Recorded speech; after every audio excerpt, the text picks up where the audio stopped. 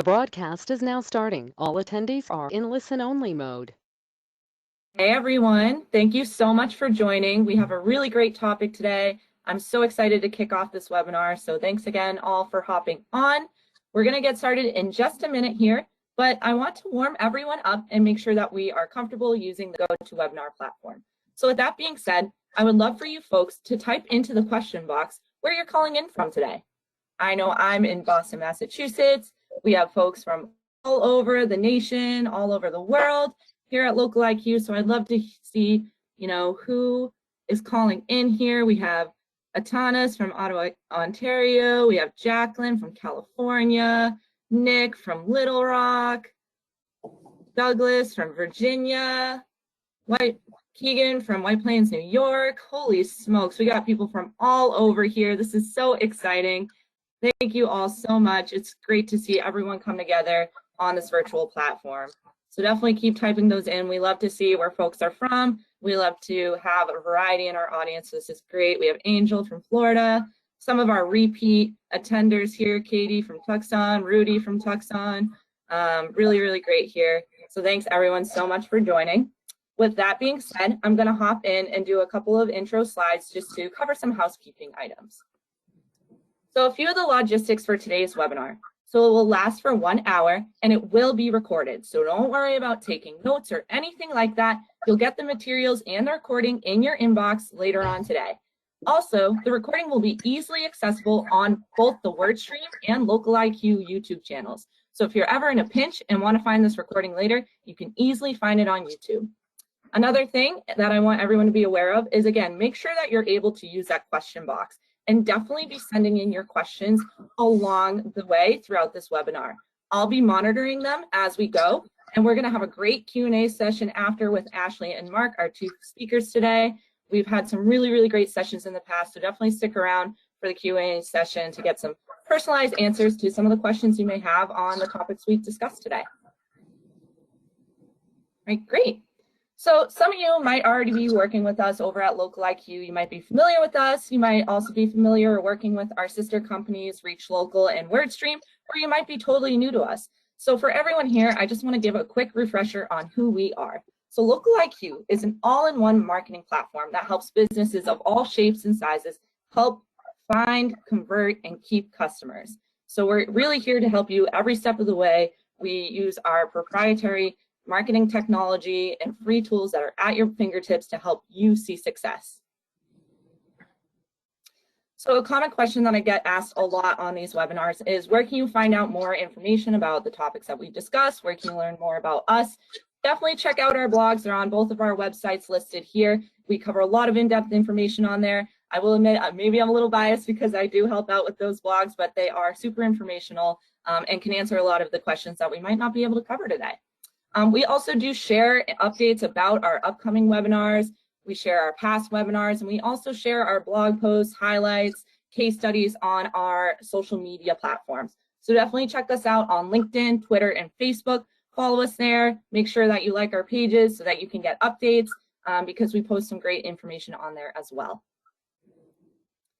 So again, I am your moderator for today. It's wonderful to meet you all. My name is Susie. I'm a content marketing specialist over at LocaliQ, and what I do there is I do help out with the blog, right? I write educational content on anything and everything under the marketing sun. And how I got to here was I actually was in working with our folks over at WordStream as a digital marketing consultant, so coaching small to medium-sized businesses and businesses of all shapes and sizes really, and agencies on things like Facebook ads, Google ads, social media, marketing in general, SEO, anything, like I said, under the marketing sun. So I took that knowledge and expertise of coaching with folks in real time and applied it to the educational content that we create today. A fun fact about me is I'm based out of Boston. It's kind of a bittersweet time for me because my favorite season is actually winter. I love to go skiing on the weekends, and we just closed out the mountain this past weekend, so a little bittersweet, but that's a little bit about me. Hi everyone, I'm Ashley Brown. I've been working with Reach Local for almost 10 years now. I've had the opportunity for some amazing experiences in that time, including winning a trip to the 2014 World Cup in Brazil with Google, which is pretty cool. I've worked with almost every type of business you can think of. It keeps me on my toes, and I love helping them grow so they can focus on what they love to do. And I guess a fun fact about me, in my former life, I was a NCAA Division I rower at the University of Washington in Seattle.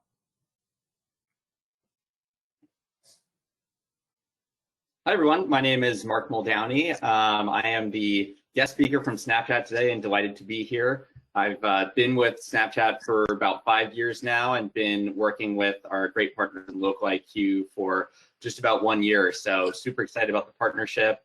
Really looking forward to connecting with you all today. Great, super excited to have both of these amazing speakers on here. Thank you, Ashley and Mark. So with that, let's dive into some of the content just so you all know what to expect today. What we'll be covering is we're first going to set the social stage. So what does social media look like today in 2022? What are some of the most popular social media platforms? And then we're going to get to know those platforms a little bit more in depth. So we're going to go into some of the details about what's hot today, this year, and in the coming years. And then we're going to hear from our wonderful guest from over at Snapchat, Mark, and he's going to talk a little bit more in depth about Snapchat. So I'm super excited to hear what both of our wonderful speakers have to say today. So something I love to do, if you've attended any of our past webinars, you know I love to keep folks on their toes and make sure everybody's warmed up and ready to go. So I want to ease you guys into this webinar. I want everyone to type into the question box, what social media networks do you use? Not what your business uses, not what your friends use. What do you use to get news updates, to connect with friends, to share what you're doing in your life? I know for one, I definitely use Snapchat. I definitely use Instagram, probably a little more than I should. I use Facebook, all sorts of stuff. So let's see what some of the platforms our visitors here have used before. So I see some folks typing in that they've used Facebook a lot. I'm seeing some folks using Snapchat, Twitter, definitely on there. I use Twitter a lot for work. That's great. Wow, this is pouring in. This is awesome, you guys. Snapchat, another one here. We got some more Twitter, definitely a popular one. Facebook, super popular. A lot of folks are saying Facebook, a lot of folks saying Instagram. Some Pinterest on here, definitely a social media platform. LinkedIn, all right, Diana, Gordana, Bob, they're all saying LinkedIn. Mary's saying LinkedIn. That's another big one. I'm huge on LinkedIn as well myself. So as we can all see, social media is no stranger to any of us here, right? We use it in our daily lives, so our businesses should use it as well. And with that, I'm going to hand it off to Ashley. Thanks a ton, Susie. So yeah, let's start by kind of setting that social stage, if you will.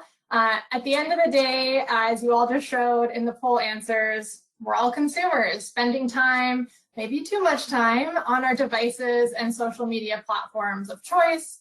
So how do you harness that to grow your business? Well, that's why we're here today. We want to focus on how to use social media to your advantage. So about 80% of customers engage with brands on social media, but not all social media platforms are designed for this. Some are purely for instant messaging like WhatsApp, Facebook Messenger, WeChat. But today we're going to focus on the top platforms that marketers are having success with. As you can see, over 70% of marketers have seen positive results from social media marketing, including everything from more followers to increased website traffic and sales. So what are they doing right? Well, I think it's important to first take a step back and look at the consumer journey. As you can see here, it is more complicated these days than ever before. So that's why it's so important to understand where your ideal customers are spending time and build a thoughtful strategy that allows you to be in front of them not only at the right time, but in the right places with the right message. Social media is a powerful tool, but to make it a valuable asset for your business, you can't just use it aimlessly. First, as I said, you need to understand which platforms are the best fit for your ideal customer, and then you need to set social media goals, especially those that will contribute most to the overall success of your business. So let's get a lay of the land first. Who are the big players in the social media landscape these days? You know, we've got Facebook with close to 3 billion active monthly users, followed by Instagram with 1.5 billion and TikTok with another billion. And then we have Snapchat growing quickly with just over 550 million active monthly users, followed by Twitter and LinkedIn. But I mean, regardless of the platform, let's get into some of the top social media goals to have in mind. So we want to start with increasing your reach. So when we talk about reach, we mean how many people see your content that you share. Not everyone who has the potential to be a customer sees your latest tweet, post, or campaign, but by being more intentional about how, when, and where you market, you can build more relationships that lead to increased sales down the road. And then gaining new followers. I mean, sometimes people say that follower count is a vanity metric, but just like an email list, it gives you access to your target audience. And when your ideal customer follows you on social media, they're really giving you ongoing access to their attention and providing the opportunity to entertain and educate them and make your company memorable, which can mean converting them to a customer when the time is right. Next, we want to talk about improving engagement. So likes, comments, shares on social media, they all have benefits. They help you understand what messaging goes over well with your audience, but they also trigger the algorithms that social media platforms use to decide which posts to promote, leading to more visibility. So this is definitely a good one to keep in mind. And lastly, when it comes to increasing website traffic and quality leads, these are obviously important metrics to be tracking as you get closer to the bottom of the marketing funnel to see the impact of your bottom line. So, you know, while all 5 of these goals are really good to have in mind, you may want to start with just 1 or 2 to make it more manageable. But now that we have some of the goals to help us measure our success, we want to dive deeper into these top platforms one by one. So first up, we've got Facebook. Facebook has been, you know, most popular for local marketing. It's right up there with the Google Business Profiles, one of the top local directories. About 60% of Facebook users visit a local business page at least once a week. So think of your page as a tool to inspire, educate, entertain, and really build relationships with your customers. While your business page, you know, is a popular hub for those that know about your business already, the organic reach on Facebook is a bit low. I mean, especially compared to their sister platform, Instagram. So this means that an advertising strategy on Facebook can be really vital in order to expand your reach. And, you know, the largest demographic on Facebook is still 25 to 34, but the fastest growing demographic on Facebook is actually 65 plus, which I feel often surprises people. That 65 plus demographic grew by 25% in 2021 alone. So, I mean, overall, the best way to level up your Facebook content, both paid and organic, is to leverage video. But I do want you to keep in mind that about 85% of Facebook users watch video without sound. So be sure to tailor your content accordingly, and no matter what content you're posting, consistency is always key. So next up, let's get into Instagram. So, you know, Instagram's been popular for both e-commerce and retail. Users' purchase intent is really high. Users are often researching or discovering new products on the platform. About 72% have reported making a purchase decision based on something they saw on Instagram. So with this being said, you know, showcasing specific products, brands, and even services you provide is a great way to increase website traffic. Instagram, as I mentioned, has great organic engagement, and a few ways to capitalize on that is to use their questions and polls features, do an AMA, ask me anything, to get your customers engaged. You can also run contests to increase followers and leads. And finally, you can also leverage hashtags. You know, roughly 9 or so per post is a good place to start, and you want to use a combination of kind of generic and longer tail specific hashtags. Next up, let's talk a bit about Twitter. So Twitter has been popular for news, but also customer service. The direct connect nature of Twitter has made it a go-to channel to reach out to brands. About 2 out of 3 people chose Twitter as their preferred social media channel for customer care.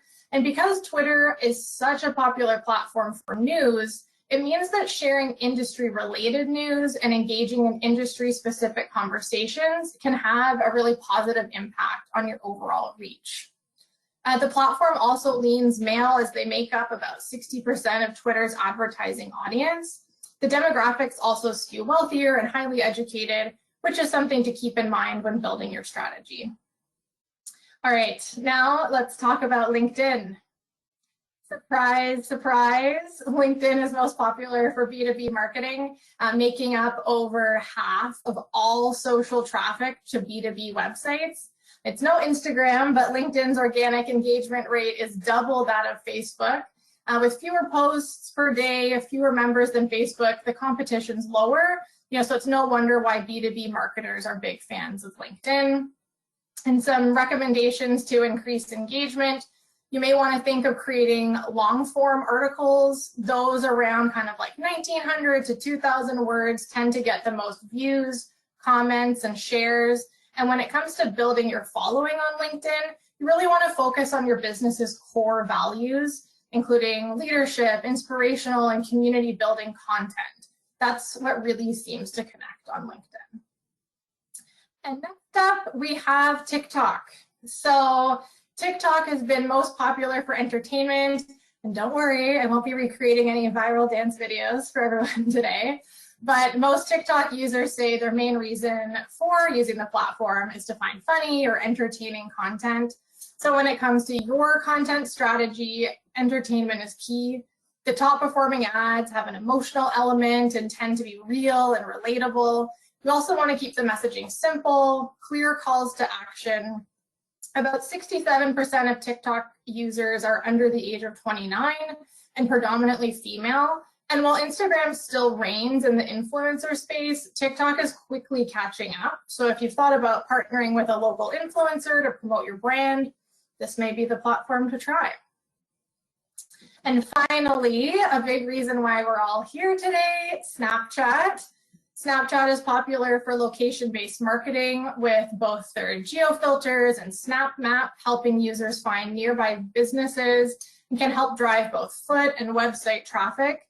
Over 250 million users access the Snap Map on a month. So it's 5% of all 13 to 34-year-olds in the US. So, while we said to focus on content for those watching video without sound on Facebook, when it comes to Snapchat, about 64% of videos are watched with sound. So it's a great opportunity to use music or other audio to create a more immersive experience. And to drive more leads, you may even want to try using their swipe to call feature. But I'd say that's probably enough from me about Snapchat. Why don't we hear directly from the source? Mark, I will pass the mic to you, and why don't you take it away? Perfect. Thank you, Ashley. Really appreciated your section. Very informative. I was learning a lot of new things there that were very interesting. So thank you for having me on today. It is such a pleasure to be connecting with the LocaliQ customers that we have on the line. Before I want to begin, I want to thank LocaliQ for the opportunity to connect with you all today. LocaliQ, as our first sales partner in North America, have been fantastic partners to us, and our team at Snap has been so encouraged to see the ways they go above and beyond for the customers they work with. I really can't say enough about the partnership, and we're only in year one. Today, I want to cover two main topics. I'll start with our audience, or Snapchatters as we call them. It's important for businesses to understand who is using Snapchat and what their behaviors are in order to best connect with potential customers. From there, we'll dive into our advertising offering and how you can begin connecting with our audience. One of the biggest trends we've seen in the past 5 years is a shift to visual communication.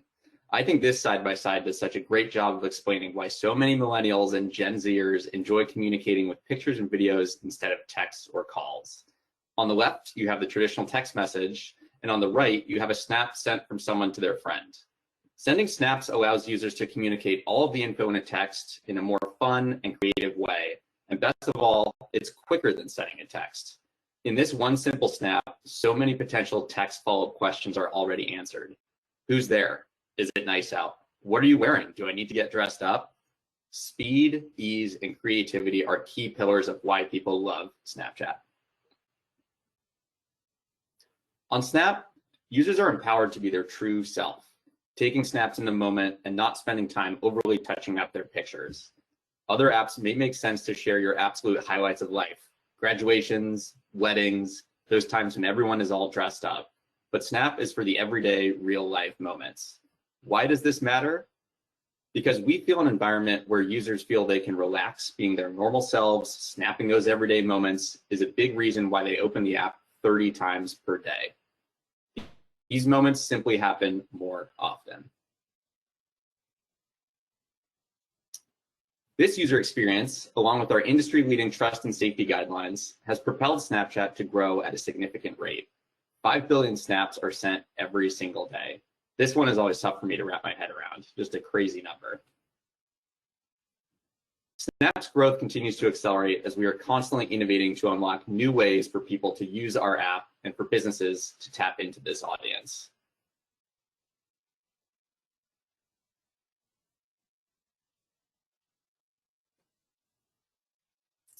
Here you have our growth trajectory here of our global DAU. We are now at 319 million globally and 97 million in North America.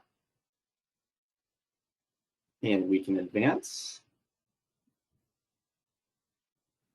So Snap is now reaching 75% of 13 to 34-year-olds in the US.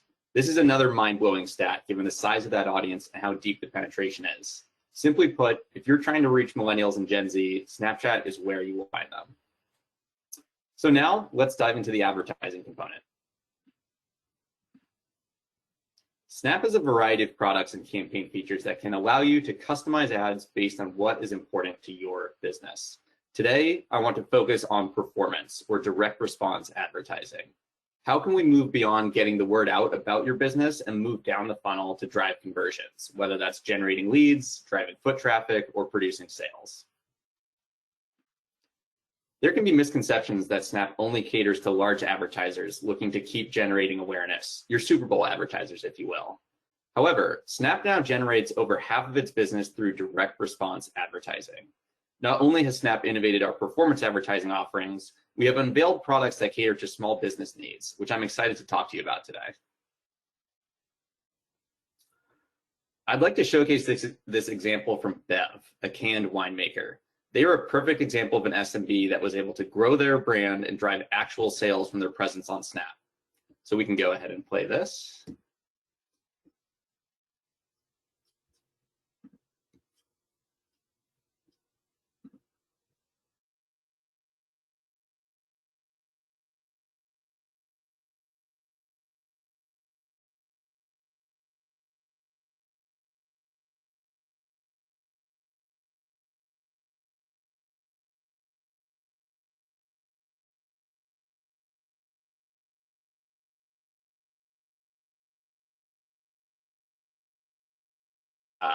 Hopefully we can get that video, but we'll get that up and running for you or send it out if we can't pull it up, but no worries.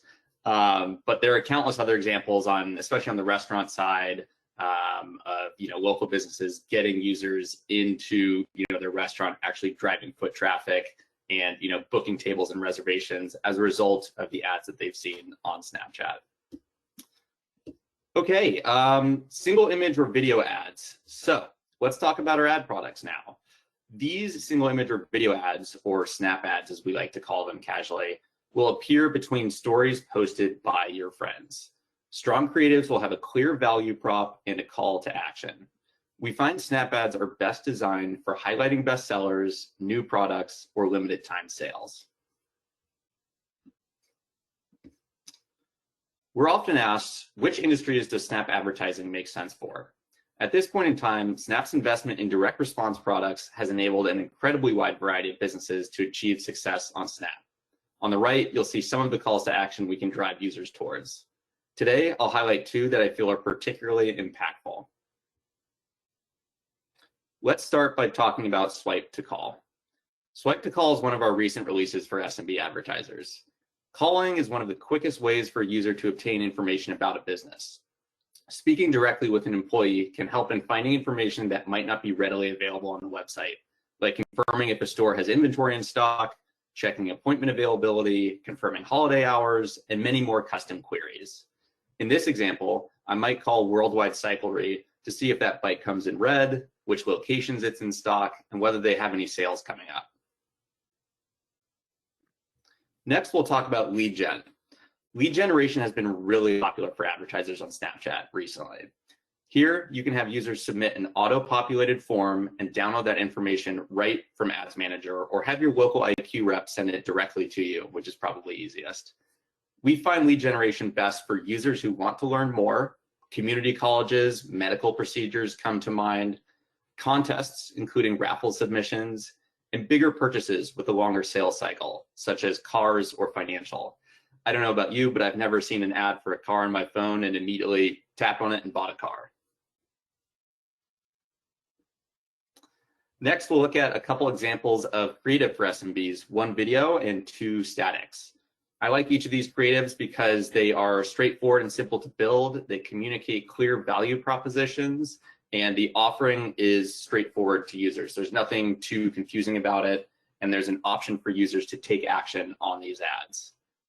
The team at LocaliQ and our creative strategy team here at Snap are here to support on the creative front, whether in the ideation phase or helping to convert assets used on other platforms to run smoothly in a vertical format.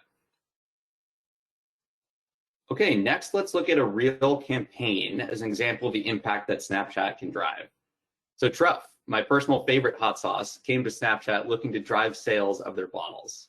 As such, together we decided that optimizing for purchases made the most sense for their campaign. As you can see, this led to significant reductions in cost per purchase.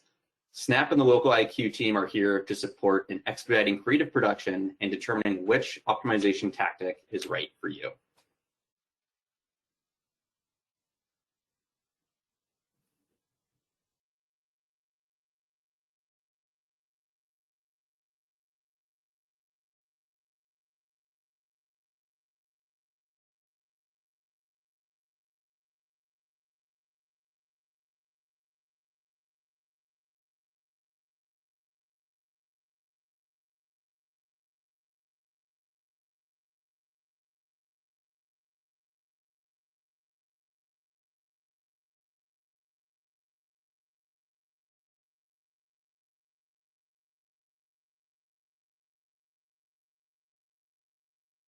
Clean creative there from Truff, and believe it or not, they shot those ads on an iPhone. Very impressive. Okay, on performance tactics. So your Snap and LocaliQ reps can work with you on identifying a proper campaign setup, but here are some high-level examples of what we can optimize for based on your marketing KPIs. I think it would be best for LocaliQ reps to meet with you and consult on the needs of your business, and we can decide on the best way to set up your campaign and who to target from there. And that concludes my portion. I hope you all have found today informative. I want to thank LocaliQ again for allowing me to speak with you all today and for continuing to be such amazing partners. We've hit the ground running with the partnership, and I am so excited to see what we can build together for our customers. Thanks, everyone. All right, that was super cool, Mark, super interactive. Thank you so much for all that super helpful information. Same to Ashley as well. You guys brought up crazy stats that I'd never seen before. I could not believe the growth and the demographics that are just popping off on these social media platforms. So thanks so much for those amazing slides. Before we jump into Q&A, folks, I do want to wrap up with final thoughts. So again, if you've attended any of our past webinars, and if you haven't, definitely check them out on YouTube. We like to do like a key takeaway, kind of like if there's a few things that we want you to take away from this webinar, of anything that you would absorb today, this is what we want you to kind of take away. So I'll take it home for Mark and Ashley here. First and foremost, definitely don't turn your nose up at any specific platform, right? I know personally, having done social media marketing, that even the stats I saw here were definitely surprising. There's so many different demographics that you wouldn't think of at first when you're looking to promote your business. really the audiences and the demographics and the capabilities can really surprise you in 2022. So definitely check out all of your options and evaluate all of your options before you create your plan. And then as you're creating your plan, the second to last thing I want you to remember is to pick a goal. Ashley went through those amazing social media goals that can really help guide your overall efforts. If you have that big picture, that driving force, it can really help you to be able to understand what your next efforts should be, how to optimize. So pick a goal for the platform, no matter what platform you choose. And remember, there is no right or wrong answer, right? Everybody on this call is going to do a different social media marketing approach, but definitely make sure that whatever you choose works for you and for your business. And then lastly, definitely don't be afraid to be an early adopter. This is a great opportunity for you to be able to stand out from your competition, right? So new platforms like Snapchat or TikTok, again, things that you might not necessarily have considered could be great opportunities where you can reach your audience where your competition is not, right? So definitely check out something that's new, even if it feels a little weird at first or a little out of your comfort zone, that is okay, right? Success and reaching goals is meant to feel uncomfortable. When you reach success, it's when you're not in your comfort zone, right? You're pushing the limits to see what you can do next to maximize your marketing ROI. So with that being said, if you feel like you want a little bit more information on how you can do more with your marketing, either you're already doing some social media marketing and just want to check what else is out there, or you have specific questions on what you can do on social media, definitely hit yes on that poll that just popped up. You'll get a personalized call where you can schedule to talk to somebody one-on-one and answer your questions specifically to you and your business. So definitely hit yes. I know I get a lot of questions in the Q&A segment coming up that relate to business specifics, right? So opting in yes to this poll is a great opportunity to get those specific questions that relate to you and your business answered. So definitely hit yes. With that being said, we are going to leave this poll screen up. So if you're thinking on it, don't worry, we'll leave the poll up. We're going to have that poll screen stay live for the rest of this webinar as we jump into Q&A. So Q&A is going to be a little bit more of an audio segment where you can listen in and get those personalized answers from Ashley and Mark today. And make sure that you're able to access that question box and input your questions. We're getting a ton coming in right now. So definitely keep those questions coming throughout this Q&A. We have plenty of time to answer everybody's questions here. So with that being said, I hope Ashley, Mark, you're ready to go because we have tons coming in. And with that, I'm going to start off with a question for Mark since we just heard from you. This is a really interesting question from Douglas. He said, with such a large user base that are teenagers, right? So you were kind of mentioning that 13 and 19 range, but we were also talking up to the 34-year-olds I saw you mention. So I think I know the answer to this, but he was wondering, do alcohol or brands or casinos, any sort of type of adult brands purchase Snapchat ads?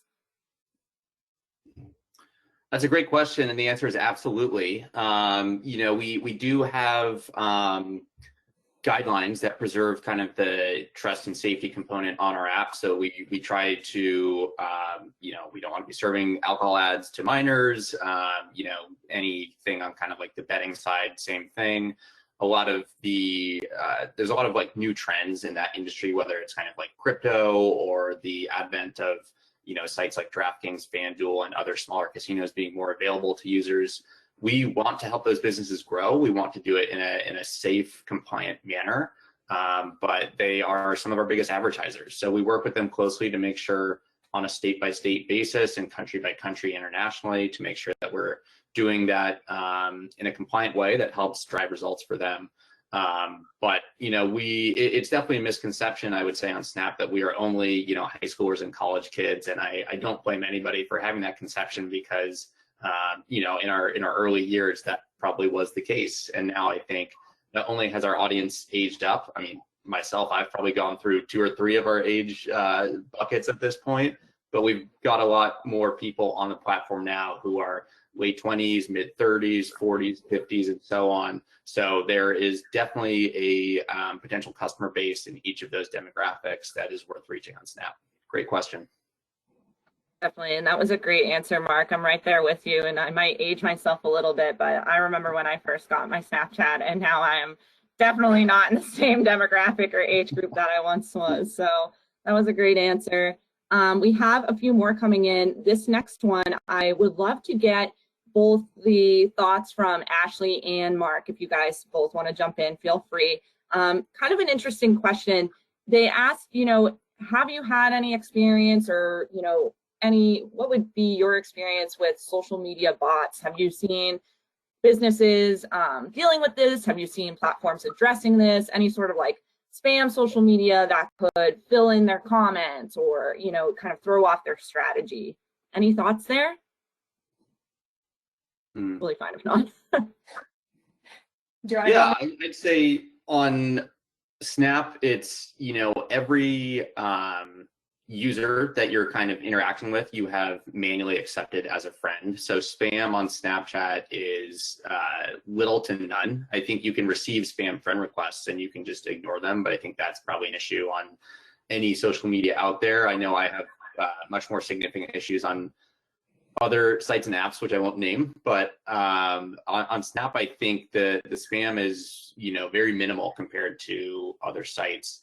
I think as far as, some of these bots trying to game the system, I haven't seen any recent rises on that across the industry, but that's probably just my anecdotal view on it.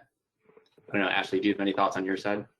Yeah, mine would also be anecdotal, but I think, as you said, it depends on the platform that you're on. If you have a public account or private account, is going to make a big difference of what kind of access the bots have to the content.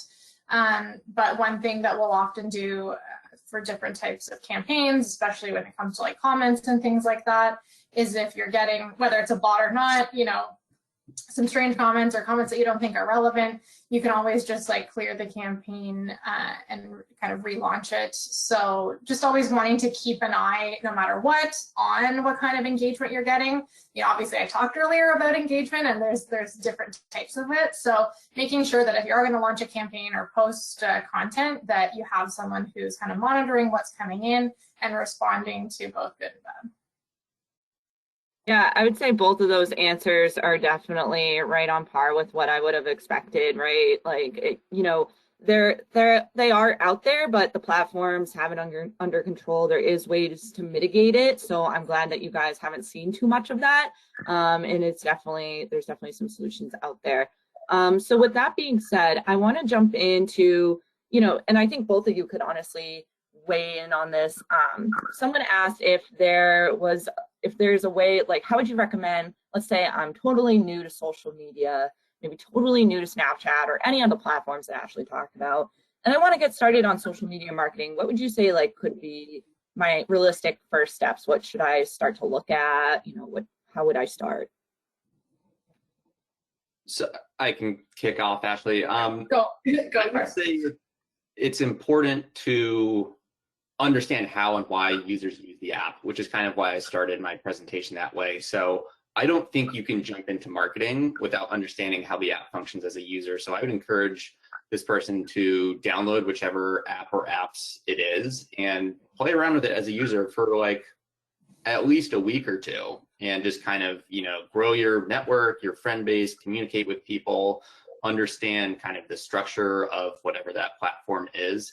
And then you kind of understand through your own experience, okay, here are the ads that I've seen here that seem to work for me. What about them is working? Is it the format? Is it the product? Is it something about the creative? And then begin thinking about, how that could possibly appeal to your customer base. So that's probably how we get started. I think put yourself in the shoes of the customer as you would with any business. And I think that's kind of a good way to grow your knowledge of social media marketing. Yeah, I totally agree. I think you got to walk a couple miles in the shoes first. And, as you said, kind of seeing what ads stick out to you and, what worked with them, what didn't. But I think also, focusing on, of all the kind of goals that we talked about at the beginning, thinking about kind of that increasing your reach, increasing the followers, increasing engagement. Those are probably, for if you're just starting out, some of the metrics that will apply a little bit more as you grow your presence.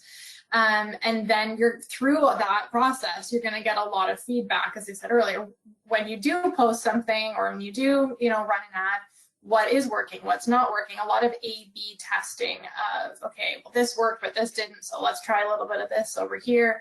I think that's going to be really important too, having, the ability to A/B test a few different options and being able to be nimble and be okay with, changing what you thought was going to work based on the data that you get. Totally. I agree with both of your points. You kind of got to walk the walk before you can talk the talk and know what's right. So I think, checking things out, keeping your options open, trying out new things is definitely a good way to start. Wow, we have a ton of questions coming in. So everyone that has questions up for me, I'm going through them. We have plenty of time. We'll get through a lot of these. So definitely hang on. Next one up I have from Molly here. She asked an interesting question. This kind of relates to both of your answers from the last one of, is it beneficial to market on social media platforms that typically have demographics or audiences that don't necessarily meet your business's specific audience? So I'll kind of give an example just to kind of make sense of this for Molly. Let's say I have, an older demographic for my customers, but I want to do, a specific platform that trends a little bit younger. Would it still be beneficial for me? Well, and Mark, feel free to jump in, but I think what we've seen in general is that, all of the platforms have their own kind of life cycle as well. And that, the ones that used to be the younger demographic are shifting, towards the older demographic. So I think that, no matter which one you're on, you get to choose, who you want to get in front of with all the different targeting tactics that all these platforms offer. So, you do get to pick and choose the age groups that you want to get in front of. And now it might not be the largest age group on that platform, but if you think you have a message that is, directed at them, that's going to resonate, then, a lot of times the messaging, is also just important as the medium. So that's something that I would, look at. Yeah, I think those are great thoughts. I think it comes down to what your goal is with social media marketing, which can certainly change over time. But if you want to grow your audience, get the word out about company updates, kind of treat it like more of a blog, then I wouldn't be as concerned with this kind of demographic question. However, I don't think that's probably the most popular use case of social media marketing for businesses. I think it is to drive conversions of some sort, whether it's foot traffic, lead generation, sales, and so forth. And so, maybe unpopular opinion here, but my answer would be no. I don't think I would spend time investing on platforms where you're confident that your demographic is not using, because, marketing is time consuming and expensive. And so you have to fish where the fish are. So I think I would just maybe issue a word of caution and triple confirm that your audience is truly not on that website. I kind of talked about on that website or app. I kind of talked about misconceptions with Snap, that it's sort of only for young people, and maybe if you're trying to reach the 50+ audience to not use Snap, well, that's actually not the case. And so I would encourage that person to kind of look at the data there on either side of it for any platform. So yeah, I think you got to make the most of your time and budget. And so I would encourage you to, fish where the fish are, as I say. Those are both great answers. And I love, the angle of the unpopular opinion, but also, checking out the benefits on each platform. This is awesome, you guys. Really, really great Q&A session. For the folks typing in questions about that are very industry specific or about their business, I just want to mention again, definitely opt in yes to that poll so that you can have your specific industry specific questions answered, because of course we don't have time to answer everyone's question today. With that being said, I do have another, we have a whole set of more great questions coming in, but the next one I want to ask is from Doug. This is interesting because I think one of the key takeaways that you guys had mentioned today is that video is kind of a big component of pretty much all platforms these days. And he asked if either of you have any advice on how to increase productivity when making new video content. He's kind of struggling to find ways to think of new content and create new content weekly. So any ways that folks can find inspiration for new video content and for new social media content? Mm-hmm. Yeah. Sorry, Ashley, I don't have you on video, so why don't you go ahead if you're ready? Yeah, I was just going to say that, you know, a lot of times you can also look to your users and try and come up with some user-generated content as well. But, you know, you can really, you know, you're the, you know, when you have your business, you're the expert. You have so much information, years, you know, that you've built up that that you can share. So I often say things like how-to videos, and even just like showing, you know, going through specific products and, you know, different services that you have, giving more information, helpful tips and tricks. I mean, it's about also having a fine balance of, you know, helpful, informational, engaging content versus just always pushing like, here's the sale that we have coming, or here's the promotion going on. It's about, as we said earlier, like building that relationship. So really kind of any informational content that you can think of, you can go to Google and see kind of what the top questions are, maybe in your industry. And as I said, film some how-to content around that.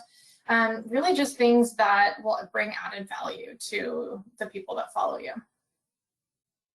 Yeah, I think we kind of think about this the same way. The user-generated content piece is huge. I think I'm kind of seeing this trend personally that the best performing ad creative is either amazing and very, very pretty or very, very basic. So like we see really excellently performing ads on Snapchat that are filmed with an iPhone and uploaded to Snap 20 minutes later, and they are not touched up and they're very straightforward. So it might be somebody, you know, when I think about like retail or CPG, it might be someone doing an unboxing of like a new, you know, direct to consumer shaving package, or, you know, something like that, where it's just like, hey everyone, I'm gonna open this razor today. Like, oh, I love the edges of it. It's easy to, you know, shave with, and so on and so forth. I can't be the razor model, but those kind of straightforward, basic videos perform really well because in many ways, users on all platforms have kind of a they can tend to have sort of like an anti-ad feel where they're kind of like scrolling past or trying to advance or X out of any ad that they see.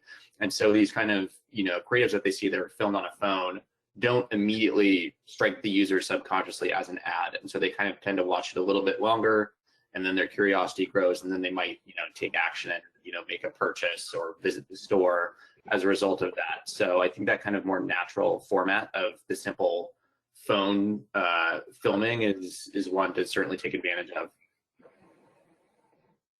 Great. I think both of those answers are super helpful, right? Just kind of thinking to be customer first and not brand first, right? Not pushing a sale, but thinking about how you can connect with those folks that are viewing your videos, because at the end of the day, it is a little bit more intimate on social media. So you want to create that community. So I think those were great answers, you guys. Another one I just want to fire off to Mark real quick from Duncan. Can you geo-target Snapchat ads?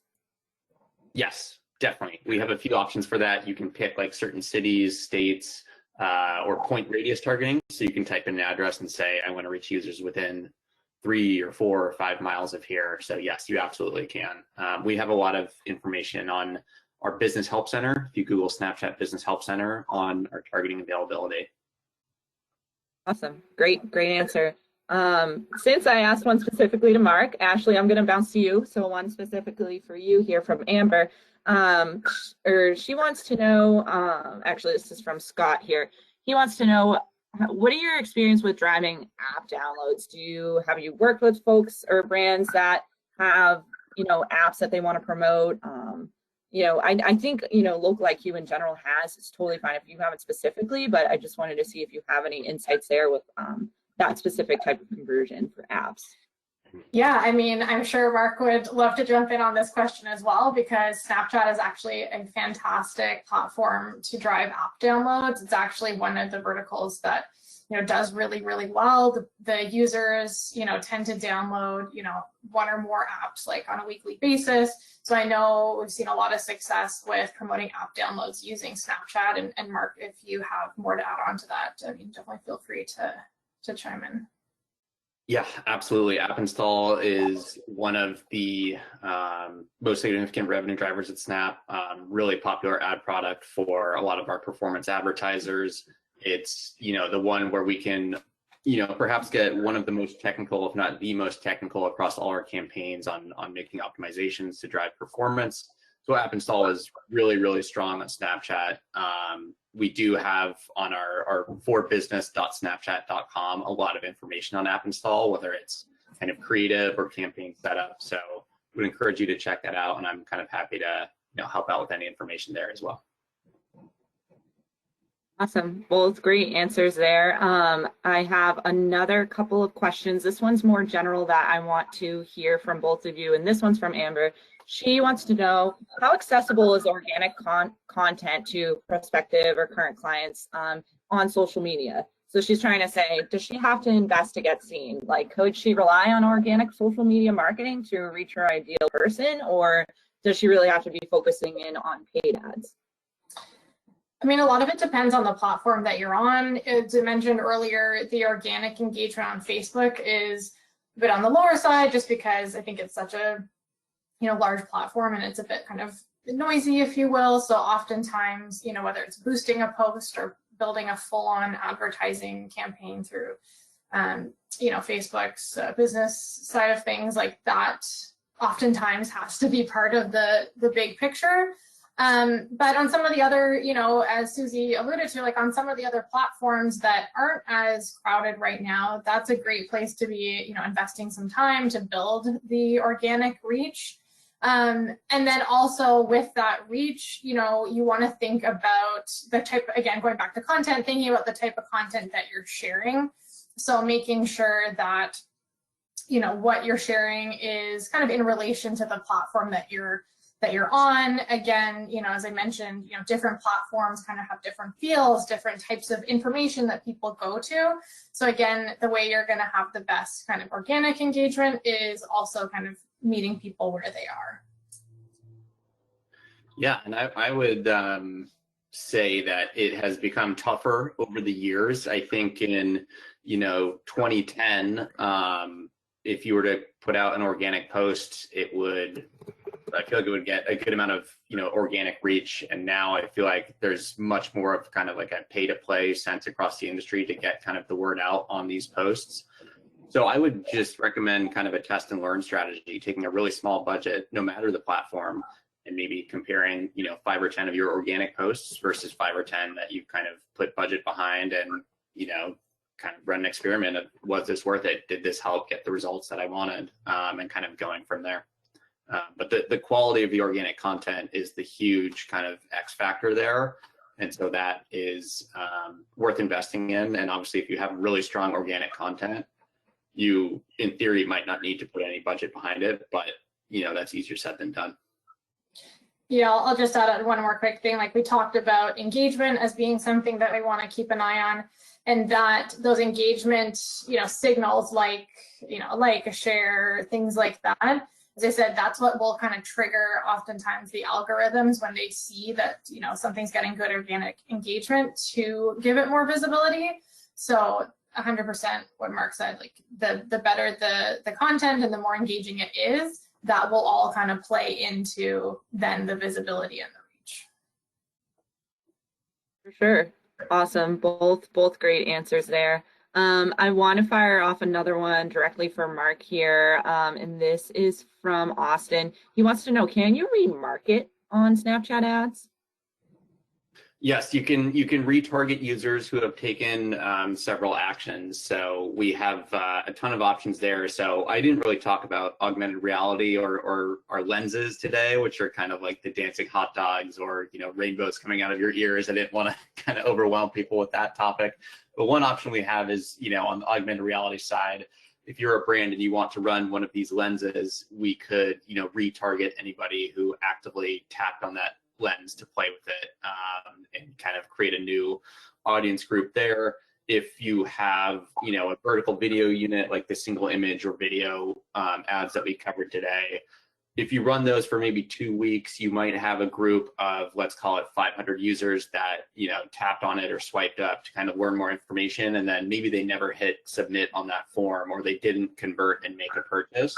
We can put them into a retargeting audience bucket and run your next campaign and kind of serve those users, given that they have, with their phone, raised their hand and said, hey, I'm interested in here. So they're kind of more likely to convert than the general public. So yes, we do have a number of retargeting options. Awesome. That's a great answer there. Super interesting that how granular you can get with your audience targeting. So that's really great. A couple of folks have been asking, and I know we're getting right close to time, so we'll wrap up with this question. Very broad, so I know there's probably a really long answer that could go into this, but if you guys could just give me like a quick sentence on how you could start increasing engagement across platforms. A lot of folks asked about that as well. Do you want to start, Mark, or it doesn't matter? Go for it. Okay. Well, again, I think a lot of it comes back to the content. And, as someone else asked, sometimes it can feel daunting to always having to, come up with content. But, I think that is really what people are interested in. Think about yourself as the user. And maybe as Mark said earlier, like maybe take a bit of time to step back and use some of the platforms and see, with that lens of like, what jumps out to you? What do you engage with? What do you want to like and share with your friends? But I mean, just think about it, the content that people are going to engage with is something that's, relevant to them, that's, as I said, either adding value, whether it's, helping them, with an issue that they have, giving them more information, highlighting different products that you might offer. But I think it's just really about, again, thinking of the platform that you're on, who's on that platform, why are they there, and how can I bring value? Yeah, I think on your last point there, Ashley, I think there's definitely something to be said for why are users pulling up the platform right now, and how can you sort of naturally insert your brand into that conversation? Like, we've been pretty protective at Snapchat of how we, input ads into the user experience. Like we will never have ads, between a one-to-one user kind of conversation, because like our CEO, Evan, has kind of been on record saying, it sort of feels like you're in a private conversation with somebody and a third person just barges in and is kind of interrupting, and it's kind of like, whoa, we were having a conversation here. So you need to think about ways to naturally insert yourself where it's not disruptive and cater to, what that person is looking for, like whether they're browsing, retail products, whether they're looking for somewhere to eat, and kind of give them the content that can help them make that decision, whether it's, more up-to-date photos of, what the special of the day is if you're a restaurant, or the new hire at your business if you're kind of a health clinic.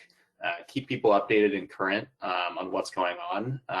Try and avoid recycling some of the same kind of stock photo content, and then try and perhaps work with other businesses and work with them on their posts, do things together, put on like real life events to kind of get people together. Would be a couple of the options that might come to mind for me.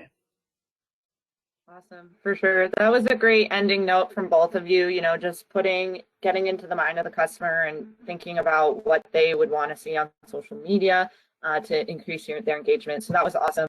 Really, really great webinar today, you guys. Thank you everyone for joining, and for everyone who stayed on and asked such amazing questions. Thanks for amazing speakers. Ashley, Mark, you guys were great. Again, this recording will be sent out along with the materials later today, and you can find our recording on the LocaliQ and WordStream YouTube as well. So thanks again, everyone. Looking forward to our next webinar next month, and have a wonderful day. Bye, everyone. Thank you. Bye.